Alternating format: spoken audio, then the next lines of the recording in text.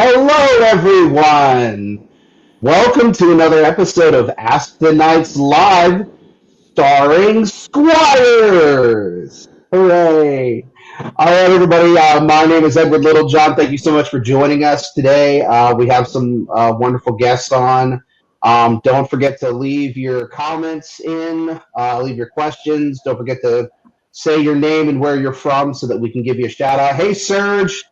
Always the surge, every day, every time. Love it. Let's go ahead and start off with introductions. Say your name, your titles, where you're from, and of course, ladies first. So, Hi, my name is Marjery Heron. I'm from Onsteora in the Barony of the Steppes. Did I miss it? Was that it? Is there anything else? on Stuart Banning the Steps, that works. And you find sir. Oh, hi, I'm Rafael Fernando Montes del Castillo. I'm also from Onsteora, and I'm from the Barony of Stargate. Barony of Stargate. It sounds so fancy when you say it. I love it. So titles. Do you have any earned titles? Like, what is your current ranking and stuff like that, Rafael? Well, currently I only have, all the awards I have are just Armigerous, meaning that I only have an AOA currently, so I would just be Lord Rafael Fernando Montes del Castillo. Okay. And you, Marjorie? I have the title Centurion, which is our grant level Armored Combat Award, and then Honorable Lady, which is all of the other grants for service as well. Okay. Ways that go with those. So they're all back here. Do you have a grant in service as well? Yeah, it's this one. So Onsteora does a lot of garters. So this is the service grant garter, and this is the armored combat one. Oh, okay. That's interesting. All right. I never heard about that. Fantastic. And Marjorie, who is your knight? My knight is Count Floki, or Jarl Floki. He was the first king out of the pandemic for Onsteora. So we had like our pandemic king and queen, handed it off to them. And then we got stuck in the pandemic again. So he's a goober. He's a retired Marine now. And I joked that like between the two of us, we have enough body parts to make like one functioning person. A single working human being. Gotcha. Do you know who your Grand Knight is? Yes. So it goes me, Floki, Duke Sven, Duke Drake, Duke Madi, Duke Enman. No Fantastic. pressure. I like that. And Raphael, what about you? Who's your knight? My knight is Sir Beryl de Joubert. He's out of the Outlands. That's where I first started playing the SCA. Currently, I'm working a lot, though, with Duke Ulster the Unsteady. Okay. And do you know your lineage as well? That would be some real deep history there. I actually don't know that my knight had a knight. In fact, I'm pretty positive he did not. Really? Self-made and all that? I am just second generation, I guess one would say. You just fancy. All right, fantastic. Well, Raphael, let me ask you a question. What got you started in the SCA? Well, I found the SCA through fencing. I was doing a lot of modern competitive fencing when I was in high school, and I had some friends who were also involved in other LARPing groups. And so one day they just dragged me along to an SCA event. They said, hey, you could fence here as well. And I did. I had a great time. And I did that for a while. But that was my hook, was doing the fencing. And I shortly thereafter fell in love with everything else that happens in the SCA. You look like a fencer. You've got that pretty fancy physique, the up-twisted mustache. Your way of just saying that he's better looking than all the rest of us. And you're too handsome to be a heavy fighter. You got to go over there. Yeah, it's like we had John Drake on. He's just too pretty. Well, go ahead, Marjorie. How did you get? What'd you say? He was a fencer before he did it. Briar, lay down. Sorry, the dog's joining us. So. That's okay. Dogs are always welcome. So Marjorie, how did you get your start in the SCA? I did Taekwondo before this, and then was like, I never want to do Taekwondo again, but if I'm going to do a combat sport, I should do it now because I'm young and I'll heal, I thought. Ruth. So then I bought a combat-ready lightsaber. It's like, I'm going to find some lightsaber people to go hit with this lightsaber. And then instead, Duchess Antigone found me and was like, well, we sword fight, and these people meet very sporadically, but we meet consistently. You can come sword fight with us if you want. And I was like, okay. So I went to their house, having never met them, because that's very safe. And I was texting my coworker. I was like, yeah, if you don't hear from me in 20 minutes, like, I'm probably dead. So I go to their house, and like usually they have like a very big, robust practice, like full of all, like Sven and all his squires and former squires. And then, but like everyone was busy that day. So it's just me and Sven. And the way Sven talks is like the way that a banjo sounds. So it's like Antigone's a real person, and then there's Sven. And I was like, these people's house.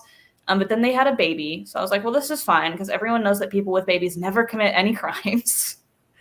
So I stayed, and he like taught me how to tell. I was like, okay, well, I gotta go get my dog like from daycare. Like skirted off.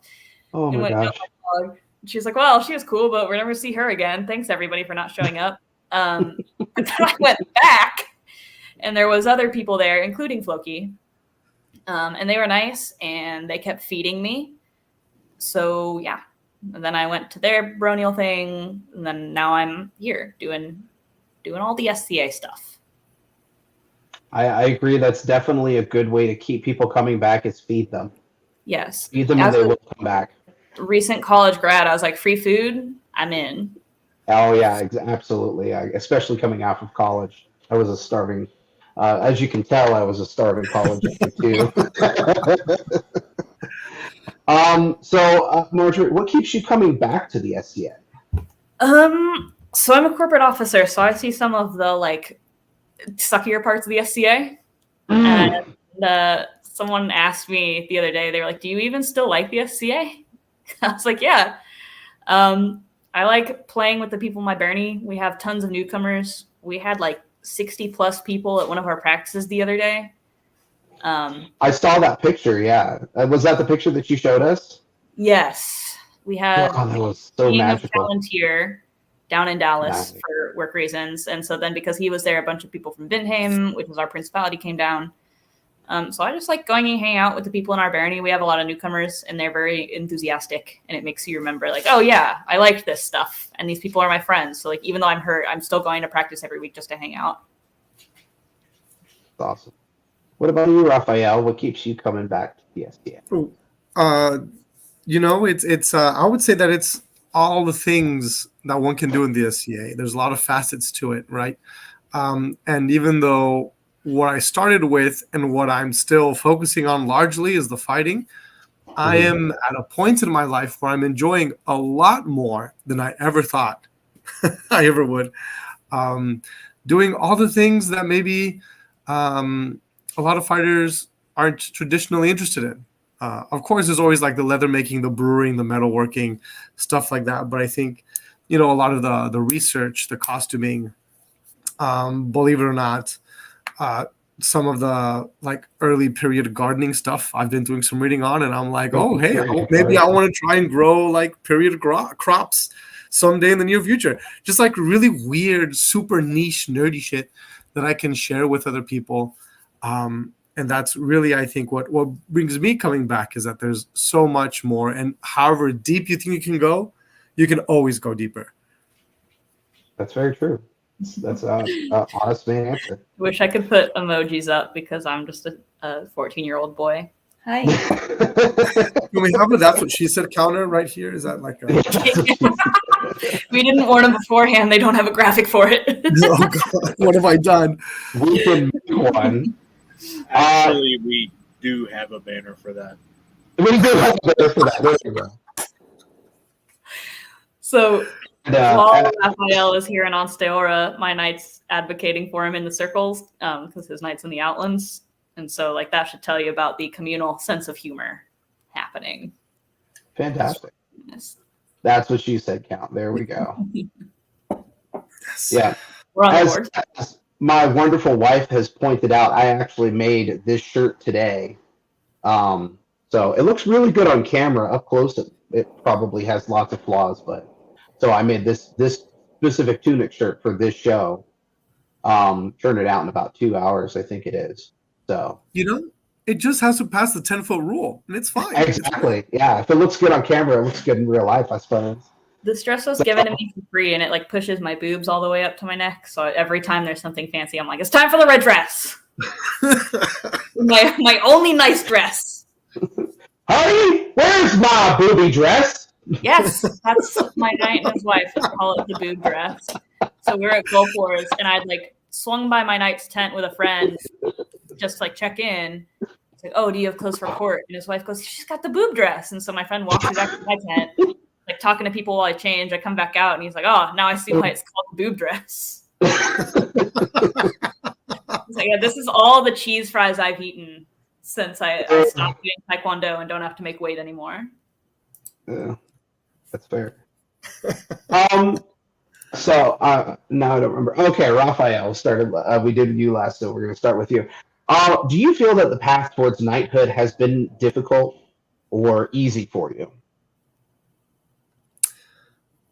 Well, it certainly, my path has had a lot of challenges, I think, primarily because of stuff that's not related to the SCA. I had to take a pretty significant hiatus in the middle of my, I guess you'd call it my SCA career, because I was working in the theater industry, and that industry just demands and requires so much of your time, your effort, who you are.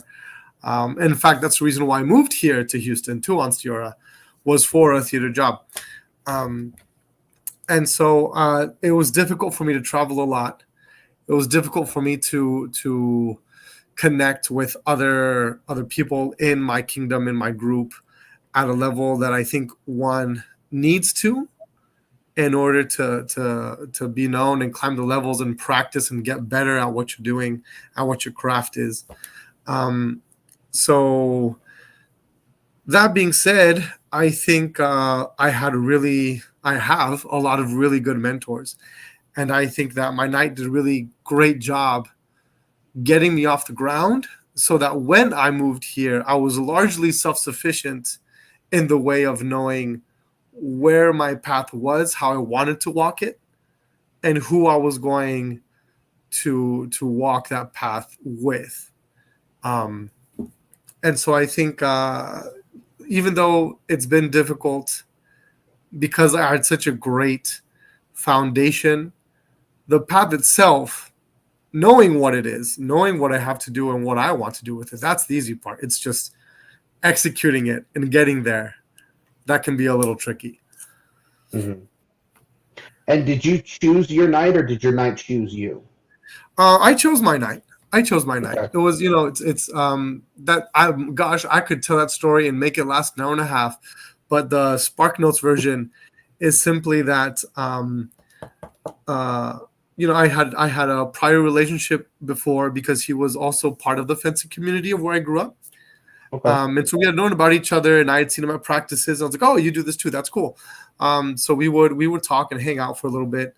But then when I wanted to do armored combat, I approached him about squirehood, thinking like, hey, this is something I need to do in order to achieve knighthood. And he said, well, why don't you go shop around a bit, like talk to other knights, have other experiences. And if you decide that you and I are the best fit, then so be it. Let's rock and roll.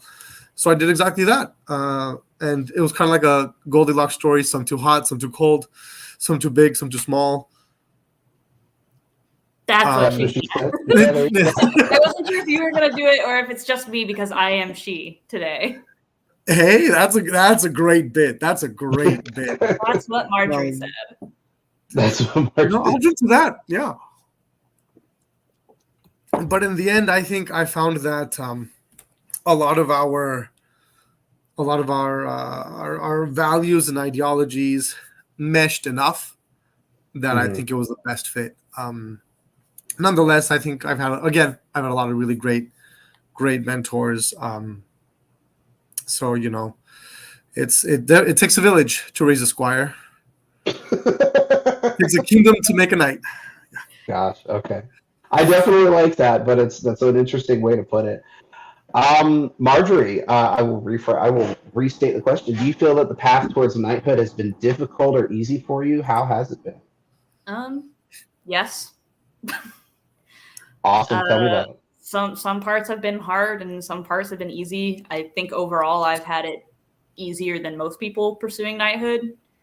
Really?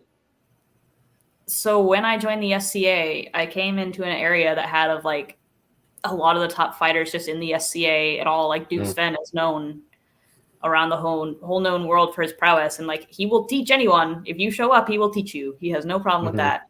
So I was dropped in the middle of like Duke University, so it was just on me to be motivated enough to do it. Like I had plenty of people to teach. And when I decided like, hey, I want to be a Centurion, I just texted like every member of the royal family that lived within 15 minutes of me. I was like, what day are you free? So I had like Duke Creppin on one day, Duke Sven on another day, then like my baronial practice, and then so like I have never like Raph came from an area that you were saying is like kind of isolated from a lot, but like I have never been isolated. If I've wanted to train, I've been able to find people. I've been able to find knights even. At the same time, I am doing all that as a small girl. So like in terms of getting access to the training, it's very easy. But like I'm not big.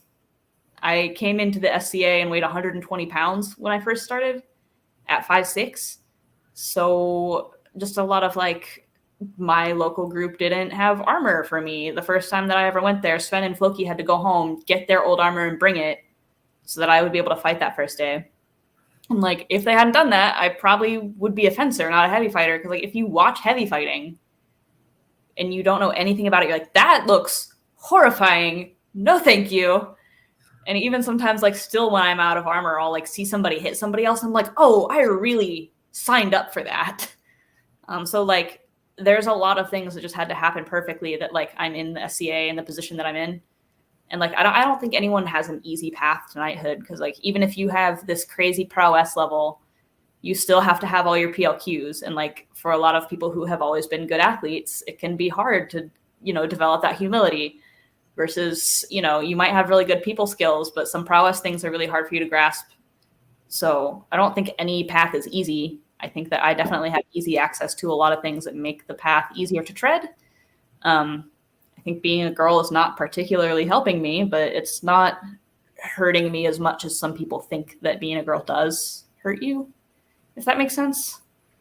But then again, like no one's going to go up to my knight or my grand knight and be like, I think your squire shouldn't be allowed to be on the field, because they'll get wrapped in the ass and that'll hurt by like them and then me, because my wrath is really good. So, so like, yeah, it's been easy. It's been hard. Like I've gotten bullied. And then I'd found another group that's like great. And every idea I've had, they've been like, yeah, go for it. I was like, hey, I want to build a melee unit. And they're like, cool, we don't have the money for it. So I was like, okay, I want to raise the money to build a melee unit. And they're like, all right, bye. Like, come back when you're done. So like the group I'm in now and the support system I have now, like I could definitely have it a lot harder. Mm-hmm. And did you choose your knight, or did your knight choose you? My dog chose my knight. Your dog chose your knight. Briar thinks that she is Floki's. Briar's my dog. She thinks that she's Floki's dog. She picked my knight, and then Rose picked my boyfriend. I learned through college that my pick a man picker is broken, so now other people just pick things for me. Yeah, there's my knight in the comments. Briar is actually the senior squire. She was squired before me. She has her red collar. So this should be... So he called Briar up first, and because she listens exclusively to Floki, she came running. He put a red collar on her. I understand that red collar is for fencing, but she really doesn't... She's not a belt wearer. So she got a collar. It was actually a pass down collar from my previous dog. So a lot of pass downs in this belt line. So yes, Briar picked him. And then, you know, Briar was like, hey, this guy is cool. And then Briar probably went to him and was like, hey, go squire my mom. So then Floki asked, he was not a knight yet, but he took me as a man-at-arms, because that was also something that they wanted to see from him. Knighthood they were like, well, you don't teach. And he was like, I literally have a man-at-arms. And also I jumped into the SCA 2 feet first. So he was like, someone just needs to keep her out of trouble. Just put her on the right track. So he took me as a man-at-arms. I enjoyed that. Basically, he's like, hey, whenever you get knighted, like, I'm just going to keep renewing our man-at-arms until you get knighted. And then, if you'll take me as a squire, I'll be your squire. And he never kicked me out, and his wife kept feeding me. So, yeah, good job, Briar. Nailed it. Fantastic. The smart dog. And she Absolutely is the smart dog. Your dog should do your taxes. I keep threatening to put, because she's a husky, I keep threatening to put Windex on her tail and make her like clean. So, oh, my camera is just being miserable today. But yeah. that's how I got my knight. That's absolutely the best knight picking story I've ever heard, hands down. All right. Marjery, we'll start with you. Do you feel that the path to knighthood has changed between your knight's generation and your generation? I mean, Floki only got knighted recently. Do I think it has changed over time? Yes. Do I think that it is harder now? Also, yes. Like when the SCA started, people were becoming knights just because that's like what you did in the SCA, and now it's like a thing that you have to achieve. Like it's not the backyard party knighting thing anymore. I will never advocate against using the internet. I think it's great when used correctly, but like with the internet, it can either be really easy or really hard to be known the way that you need to be known to like be a peer. So like one of the ways that I ended up using it is like, if there was ever a time I couldn't travel, I would send my videos to knights from places I couldn't travel to and be like, hey, can I get feedback on these? So there are parts that are easier. There are parts that are harder. I've not sat in a knight circle ever, so I don't know how the voting has changed. And like my path, just by virtue of me being a woman, is going to be different from, like my boyfriend's walking the path at the same time. It's going to be different from his. He's 6'3" and giant. So becoming a pelican used to take 4 years. Now it takes like 17. So yeah, things have changed. I really wish we could see more pelicans and laurels, as well as knights, but I really think we should see more pelicans and laurels too.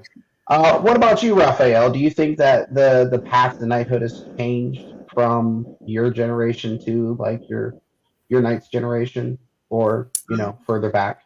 Well, sure. I think this is kind of a fun question, I think, juxtaposed next to Marjorie's answer, because my knight was knighted back when air was still hard, before dust existed. He's not here right now, so I can say that. But when he sees this, I'm gonna get my ass whooped with a lot of love. I love you, Bear. So I think it probably was. I agree with what Marjorie said. It was probably radically different. I mean, obviously, I wasn't there. But one thing that I heard a lot growing up from the Outlands when I was talking to other squires and other knights was that I was oftentimes referred to as like an old school squire, right? Wherein a lot of the things that I was doing were things that were expected of a squire or someone who was on the path that maybe weren't at that time. And so it's been different. I can't speak to whether or not it's been harder, but I do think it has changed probably quite a bit with the advent of technology.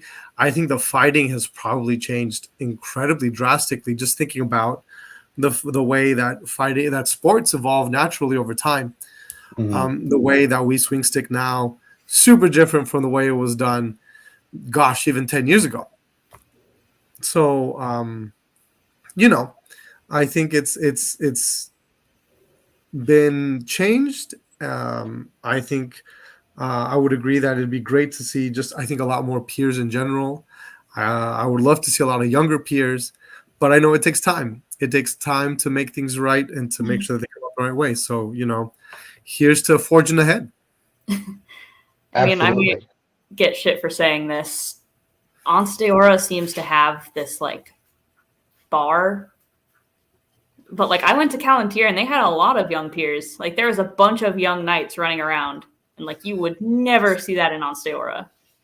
Like you would never see a bunch of 30-year-old knights. So with Ralph and I saying like, you know, it takes X amount of years to become a peer, like that's also from a kingdom that tends to make peers older peers. Mm-hmm. And like I'm sure some of them are watching now and they're gonna be pissed that I've said it, but you know. That's your opinions and you're entitled to them, and if anybody says that you're not entitled to your opinion, then they're allowed to go pound sand. There you go. There you go. Views and opinions expressed in this interview. Yeah, I mean, interkingdom anthropology is interesting. Yeah. I don't know if I would say as much like younger peers as I would just say that people who are absolutely deserving of peerage need to be awarded it. There's a lot of people in my area that I would say probably are very much deserving of a peerage that and probably need to be given said peerage because they are exemplary of it. They have been dedicated to it, and they are it, and they just should be given it. And that's just my opinion, you know. But what do I know? I'm just a squire. Anyway, back to it. Who was the last person to answer a question? Rafael. Let's start with you. What is the hardest thing you've had to overcome as a squire? Oh man, myself today. No, yeah, asking the hard questions out here. Myself, honestly, I think I've gotten in my way. I've gotten in my own way so many more times than anyone else. I think one of the, well, not to, we could go down this rabbit, but well, I guess that's the thesis statement. Myself, I've been my greatest obstacle. I think when I joined the SCA, because of my fencing background, because of my success as a fencer, when I went into armored combat, I think I had a little bit of a chip on my shoulder. I was also much more charismatic and good looking than I am now. In much better shape. We might not have been able to handle him if he showed up here better looking than he is now. Oh no, I was 10 out of 10. Woo, if getting a peerage was just based on good looks, I was there 10 years ago, baby. Tell you what. Knowing my boyfriend is watching this, just refrain from commenting anymore. I mean, him too. The accent, the face, and the swarthy, and the.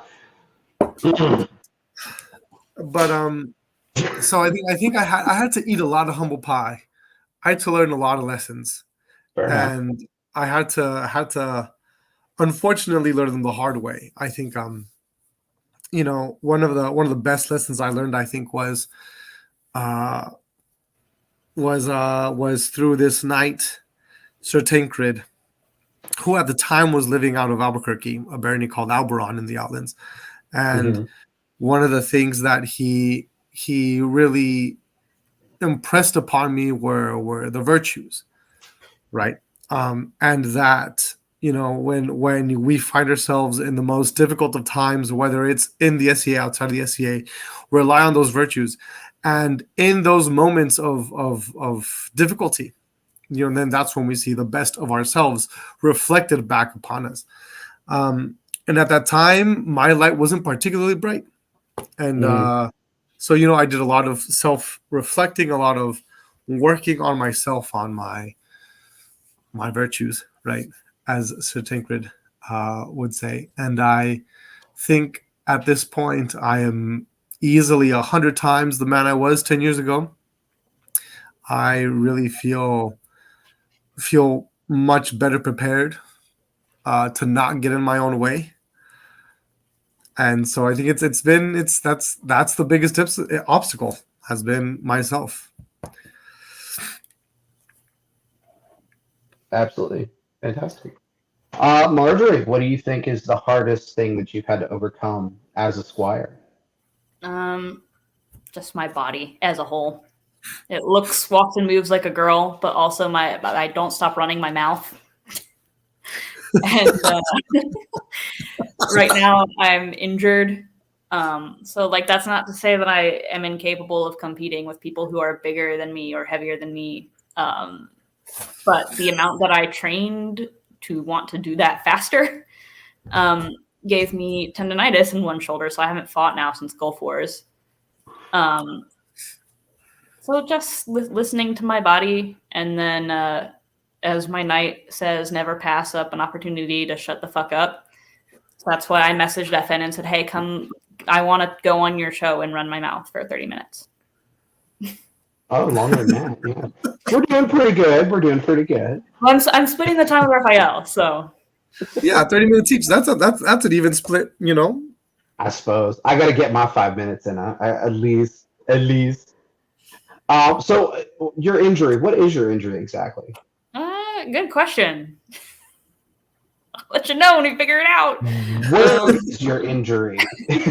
I was working out 4 or 5 times a week, and then eventing on weekends. Yeah. And like I know full well how to take care of my body, like what the diet needs to look like for that, and then just didn't do it. So all of the ligaments in this shoulder just decided to no longer participate in holding the shoulder in the socket. So it didn't dislocate, but it wasn't really sitting where it was supposed to. So one of our former rapier marshal, just retired from being rapier marshal, is a chiropractor. So there's like some pinched nerves in the neck. We thought I had torn this muscle, but then I got an MRI and there was like nothing, like everything looked perfectly healthy. So we were like, I guess it's tendonitis. Like that's the only other thing that could be causing these symptoms that wouldn't show on an MRI. So I accidentally learned today that I can support weight on that side because I like held a heavy bag out for something. So like at Gulf Wars, I couldn't even parry with a spear. I just stood behind Rafael and like held it out there and did all the work.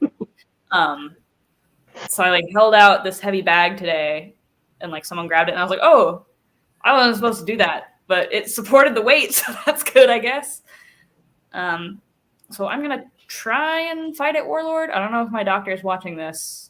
Hey, Dr. Sean, if you're watching this, I want to fight at Warlord at the end of May. Because I was like, oh, I can support weight now, so everything's fine. Gosh. So yeah, for anyone wanting to do an intensive training regimen, don't not do it just because you hear about injuries, but stretch, eat protein, drink your water. My dog's down here. I took her ball because she was being loud, so she cares. But yeah, like if you want to do a big training regimen, that's fine. You just have to stretch and take care of your body, which I did not do. So like, don't let this dissuade you or think that the SCA is any more prone to injury than any other sport. I actually have seen fewer injuries in the SCA than I did when I was like playing soccer. But you need to take care of your body. You need to go to the doctor if you have the funds and the insurance to do that. So, yeah, absolutely. Everybody needs to listen to their doctor. Those things are those degrees are expensive. I have to read this because this just looks hilarious. Ralph injured his ankle at Gulf, narrowly escaping a burning building, saving a bunch of orphans from their burning orphanage after fighting off 100 enemy soldiers, which was after he charged in on a magnificent white stallion, easily knocking the enemy commander off his horse with a lance. Look, I'm not going to say hyperbole, but do you know the reason that there's no orphanage at Gulf Wars? It's because it burned down after Rafael saved all the orphans. You know. No, this is an amazing story. Oh my gosh. Well, the thing I love about this is that it was a bardic piece written by. What happened? So. Well, I can't. I wish I could remember her SCA name, but she's local to my group. Her name is Kathy Elliott, but she wrote this amazing bardic piece about how I injured my ankle at Gulf Wars, and every so often it'll come up again and it'll change ever so slightly and I'm waiting for the day which I hear this story, maybe skulking on camp in Gulf Wars 5 years from now. And suddenly there's this great knight named, I don't know what else name they might give me, who like fought off the whole Trimerian army and did this and that and the other. It's gonna be a great time. It's gonna be a great time. But it's I mean, it's a great story. he did kill like a line and a half of opponents during the town battle. I was there. I had gone to res, and I was like coming back, and it was just Rafael and the guy I had put in command. And I'm like, the commander's standing behind Rafael, and like in between the time when I see them and when I get to them, Rafael's wiped out like an entire line. So I finally get up and I like hold one shield, and then he kills the rest of the line. I was like, all right, you seem like you have this handled. You're doing great. No, it was good. That was actually a very pivotal moment because it was I have no idea who it was, but some knight with a shield, and he was just mama burden, covering everyone, and I'm like, I'm done here. I'm like, game over. I can't get past this guy. And Centurion Marjery comes up and says, hey, you need a hooker? And I'm like, I'm sorry. And she hooks the shield, and I'm like, oh, I got it. Okay, yeah, for sure. Yeah, you can be my hooker. And, nailed That's it. what she said. Yeah, there you go. That's what Marjorie said. Get that on a t-shirt. You can be my hooker. I'm a really good hooker. Some people don't want to call my shots, but I'm a really good hooker. Marjorie. Oh my God. If we ever needed a merch line, that's definitely going to go on a t-shirt. Just a I'll picture provide you a picture of Marjorie's my face with a little speech bubble. I'm a really good hooker. no comment. God, I mean, I'm the one who built all of our shield, like developed our shield hooks, Mr. Magnus. So I developed the hookers. I trained the hookers. Trained everyone in my barony to be a really good hooker. So They hook real good. Yeah. Tell you what. We're gonna steal Rafael away from the coast next time. Next melee battle. my God. For sure. With her pole. Yeah, that's why I fight with a Matu. I just love poles. Oh my God.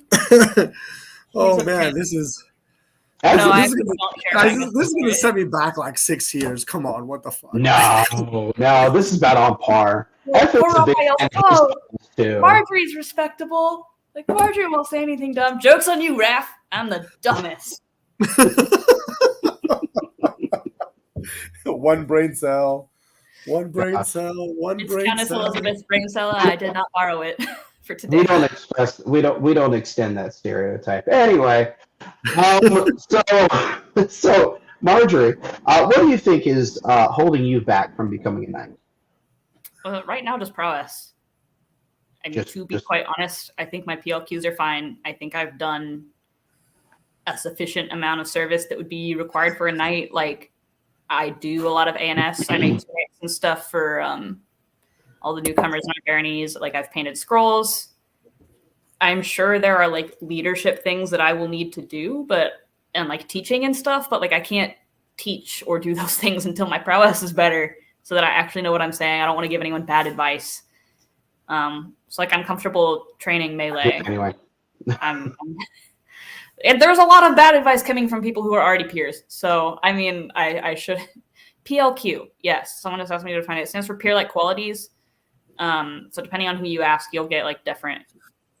People all have 7 different qualities of knighthood, depending on who you ask. But it's things like being respectful, being a leader, being somebody that you could count on, like setting a good example, sharing of yourself, helping others.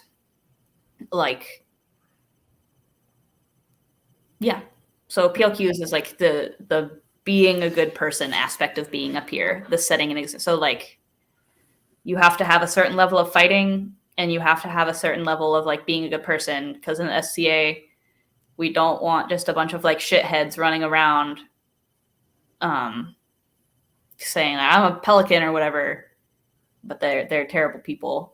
So you want to have peer-like qualities before you get made a peer. Fair enough. Rafael, what do you think is holding you back from becoming a knight? Well, having been a recent transplant, gosh, when did I move here? I moved to Ontario about 5 years ago, maybe just a little bit more. So that kind of hit the reset button on my path, so to speak. And then the first 3 years of that, I was still working in theater. So until the plague came and killed everything, and I had to pivot. But so I wasn't able to commit as much time, not only to going to events and being seen, but also just to my practice. I really think that the level of fighter that I am now, I'm much better at some things, but I don't think that I am where I was before. So I think that reset really set me back. But there are ways to make up for that. That being said, I think I'm in a position now to really push forward and focus on not only those pure like qualities, but also on the things that one associates traditionally with knighthood, being swing and stick real good, and teaching others how to swing stick real good, and having a lot of sticks to swing real good. So there I am, just figuring it out one step at a time. I still that's good. Sticks everywhere. I still 100% believe that knighthood is still a prowess based award, and I think that should still be number one. But I mean, at its heart, a peerage comes with the title master. So I think you should have to master something, and I have no problem with them being like, you need to actually be skilled in the thing that the peerage is for. Yeah. Right.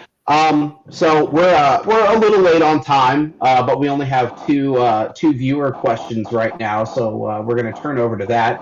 Our good, wonderful buddy Sergio E. Guzman, love you, Serge, who asked this wonderful question: should squiring be required for knighthood? No. So okay, Marjery, you take it away. You jumped in, so let's open this can of worms. No. But that being said, it would require more knights to go out and more knights to pay attention than are currently doing that. So the benefit of being a squire is that you come with a built-in advocate who will point people's eyeballs at you. So no, it shouldn't be required, but it's definitely helpful. I think that knights, a lot of them should be more present than they are, and then it wouldn't be required because they would know these fighters, and you wouldn't have to be squired to get your knight to put your name in front of people. Like, they should just know. They should know a lot of the fighters. They should know all the fighters who are getting close to that level. Fair enough. I mean, if you've got somebody that's winning crown over and over and over, you should probably pay attention to that. What about you, Rafael? Do you think that knighthood should require squiring? No, I agree absolutely with what Centurion Marjery is saying. Squire, being a squire isn't a title; it's a job description, right? It's while those of us who've decided to take the red belt have decided to dedicate themselves to a path, and we have someone to advocate for us and mentor us along the way. There's nothing saying, nor should there ever be anything that says that in order to get a white belt, you need to have worn a red belt, right? A lot of the knights that I knew growing up were never squires, and they just they kind of forged their own path and did as best as they could with the circumstances that they were given. And the crown and the knights around them decided to support them for knighthood. So I think it really, while it does help, obviously, because you have already a established relationship and advocate for you, there are other ways to get that advocacy for you. So absolutely, it should not be required. I don't think it is required. And so I think everyone should be able to walk the path the way that they are able to. Good. Fair enough. I like this one. Paul, I'm going to butcher this just because I can't. Paul Hillman de Teufelberg asked, I've just become a man-at-arms last weekend. What's the biggest mistake you see new people make or incorrectly assume? Let's start with Rafael. That's a good question. The biggest mistake, I guess, the biggest mistake in regards to what I think when it comes to the path, I suppose, right? Like the path to knighthood. I think in regards to that, having walked the path of being a man-at-arms, then a squire, then a knight, the biggest mistake that I see new people do in regards to that is that this path is somehow going to, like, it has a definite beginning, middle, and end, right? Mm-hmm. That you are for sure going to make it all the way to knighthood, and that it's going to take X amount of years, and that eventually you'll get some sort of level, some sort of recognition. But the truth of the matter is that, yes, things take time, and yes, there tends to be a natural progression of things, but more often than not, the onus of success, I guess I would call it. I would struggle to use that word because words matter, but for the lack of a better word, let's use that word, success. The onus of success really is on yourself, and how much you're putting into it really dictates how that path is walked. For example, I had for a while a man-at-arms when I was in the Outlands, and he would very barely practice. He would very barely do his spell work. I would check in on him. I would regularly train with him and try to push him to take responsibility of and accountability of his training. But in the end, when I wasn't there to push him and motivate him, he kind of just stopped playing altogether and decided to focus on other things, which is fine. That's his right. I was not hurt at all. I'm very happy that he's living a life that he is super in love with. So, there's no saying what's going to happen next for him. I can only be accountable for what's going to happen to me. Fair enough. Marjery? I would say the biggest mistake I see new people make in terms of their path is jumping into a formal relationship right away. So we had a guy in our barony. Good point. He just collected newcomers like Pokemon cards. Oh, you're vaguely interested in fighting? Red belt. Oh, you want to do a little bit of service? Yellow belt. And he had these titles and this clout that nobody ever questioned it, except for me and a few of my friends were like, why let them play? Turns out then he released this raging, racist, bigoted manifesto, and now all these people are stuck with these belts from the first guy who ever paid attention to them, and they thought he was great and took belts from him, and then turns out he's a terrible person and got himself banished, and left all these people in the lurch. They thought he was a good person. He had showed them kindness. So my advice is play for at least a year before you enter into any relationship at all. Besides your first year, you don't need to be traveling a path anyways, a path to peerage. You don't ever have to travel a path to peerage in the SCA. But if you want to, and you come in, you're like, oh, I want to do the sports. How do I do the sports? And someone tells you to find a knight. You can have people that you connect with more, but don't take a belt. Don't do anything for at least a year. Even then, I would say know your person for at least a year. So Floki, my man-at-armship had an end date. So if I decided that we didn't mesh or whatever, it was no big deal. I would just not renew that. I ended up liking it, so I renewed it. But don't enter a formal relationship for at least a year. Then after that, I would say enter a man-at-armship, which is for me, it was a year and a day. So it was on New Year's, and then New Year's Day, the next year I renewed it. In terms of the SCA in general, you don't have to have a persona. I assumed that I did. I was like, well, all I can afford is Norse, so I guess I'm being Norse. And that is not how persona works. You can name yourself whatever you want and still dress however you want. So my kid is Russian, and my name is Marjery, which is real English. Yep. And then in terms of people veterans, please do not try and snap up the newcomers. Just let them veg around for a little bit. Don't try and put them on a path right away. Just let them stumble around and play with all the Legos. That's all my mistake learning. Can I change my answer to Marjorie's answer? Because that was pretty good. That was absolutely 100% absolutely it. I gotta say, some of the best advice that I actually got from a knight. I don't remember what his name was. He was old as dirt down in Trimaris when I first started.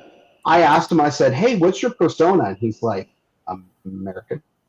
And I was like, well, what's your kit? And he goes, Scadian.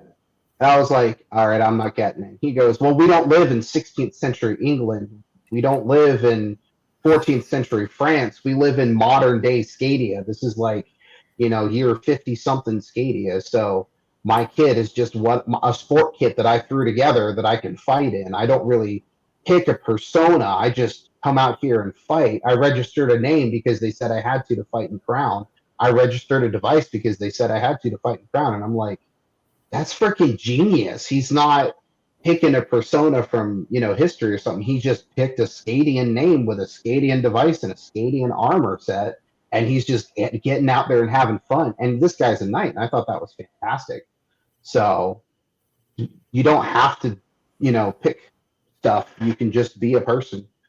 So I think that was fantastic. What was this one? David Garcia said, what knightly virtue has been your cornerstone, and why, Marjorie? Largesse. Hear me out. Okay. Attention. Largesse as the giving of anything, not necessarily just things. So like the giving of your time, the giving of your wisdom. If you have things to give, that's great. And the reason I say the giving of anything is because like, even right now, like I work for a nonprofit mundanely. I don't make that much money, but I am really happy to give my time to my barony and give my time to our newcomers. And like we've got a lot of newcomers that don't have any money, but if you show them respect and give them assistance, they will stay. And that's why we have such a big group. When I first joined, my knight and his wife cleaned out everything in their closet that they hadn't worn in the last 2 years and gave it to me. And like that set me up essentially to go to Gulf Wars. Like all of the garb that I wore at that Gulf Wars was their garb. So like largesse in terms of it being the spirit of giving. Spirit of giving. Rafael, what knightly virtue has been your cornerstone and why? Well, knowing that there's about as many interpretations of knightly virtues as there are people to learn about them.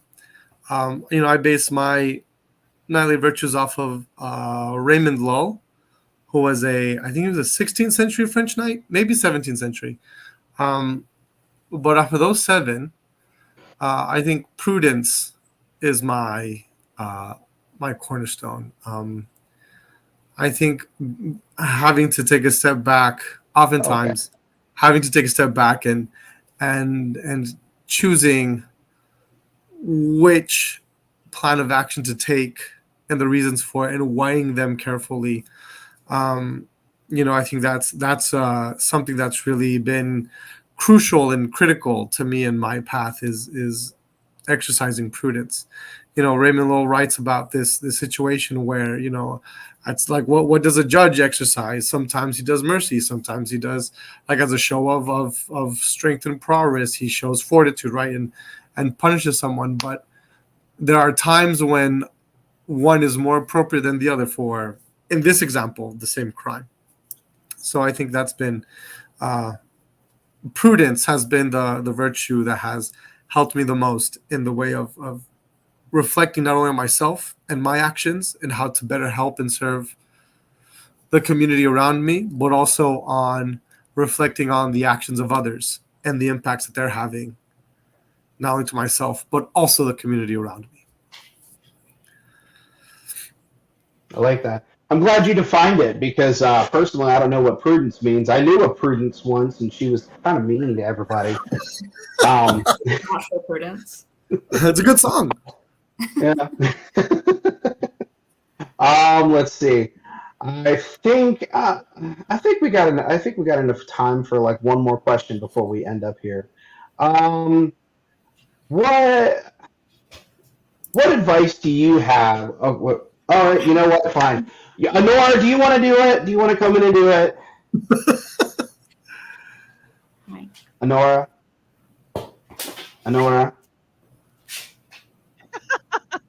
Where is she? Disembodied voice. Right. This is her favorite question. We came up with this question day one when we took over the show, and it was just like, she has to ask it every single show. Are you sure you want me to ask it? Go for it. It's your Okay. question. Go Sorry, for guys. it. Yes, I am disembodied. I was not prepared. So, speaking of prepared, how prepared has the SCA made you for the zombie apocalypse? Because God knows we're getting close. Rafael, we're starting with you. Oh God, not remotely. I might have like the equipment necessary to survive for a while. I might even have the wherewithal and the knowledge of like how to fend for myself and others in the zombie apocalypse. But this like finding water, like I can make a camp kind of. I can start a fire, but like let me tell you, man, I am like, oh dude, like I'm just an extra set of hands. And you tell me where you want me, and that's what I'll do. But for the zombie apocalypse, I am as useful as an asshole right there. Like it is. Like, no. Like where I shine is, I guess, just like being a meat shield. I'll be the guy that's like, the camp gets overrun, and I'll be like, save yourselves. I'll do what I can to hold them off, and immediately get run over. 2 zombies in. I was just going to say, fodder is always a very important aspect of the team building station. So, I mean, hey, we need you, man. You're right. I'm just like, I'm just say, meat. He is pretty. We could trade him. He's got main character energy. We have to keep him around. He's got pretty side character energy. I mean, oh yeah, there you go. He's like someone that gets all the fangirlies and like was in a few episodes. Isn't there always a pretty character like that? There's always a pretty character that everybody is rooting for, and then they make this glorious sacrifice that everybody fangirls over. There we go, Rafael. He's got it. The Loki of the SCA cinematic universe. There you go. All right, Marjery. Movie, by the way. I mean, I was a camp counselor before this, and I feel like in terms of survivalism, that prepared me better. I glamp in the SCA. Prepared in that most of my friends in the SCA are former military, like really prepared to just go to their house. There you go. Yeah, 100%. Like, I vaguely know how to put a button on something. Like, I can start a campfire, I guess. Rafael can do the tent. I'll do the campfire. Yeah, literally 100%. Between the both of us, we might have. Are you saying that Rafael is good at pitching tents? That's what Marjery said.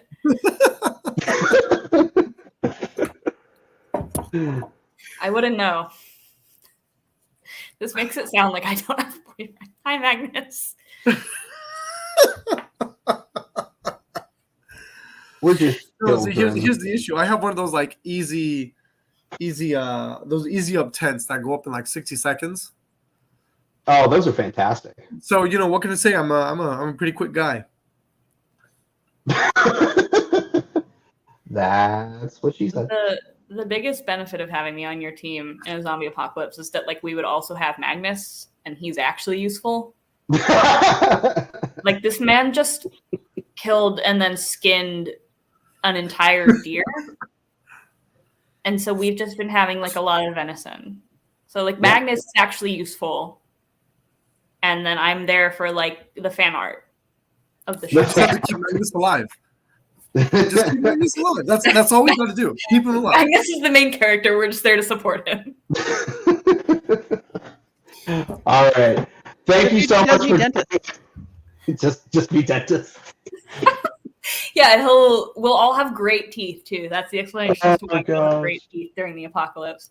Okay, I need to start like actually keeping tabs on this apocalyptic team that I'm making. So these are all good. Okay, in and out, John. All right. Thank you so much for joining us today. Thank you, Marjery and Rafael, our 2 guests. It was wonderful having you on. Some plugs. We have Road to Retention on the 7th of this month, I believe, with at 8 p.m. with Sir Brie Elfin. God, I love her so much. We need to have her back on the show. She was so great. And then we have Coffee with Calbard, Hypocrisy and Lack of Action on the 14th at 11 a.m. Let's see. Is there anything else? Well, Magnus, we have our show on the 30th. And then we have a show before that. We have a show on the 6th. Is it the 16th? Yes. We have another show, which I think is my night. Finally, getting him to do stuff is difficult. I love him to death. Is your night Count Floki? No. He's watching too. I know he is because his wife is there. No, I love my night to death. I'm so excited to finally have him on the show because I think he's just the greatest ever. Anyway, but thank you so much for joining us. It was wonderful having you on and picking your brains. You guys are awesome. I'm so excited to meet you if I ever get down south again. And I might see you at Gulf War in the near future. If I do, I'll definitely save you a dance. So thank you so much, and everybody have a wonderful night.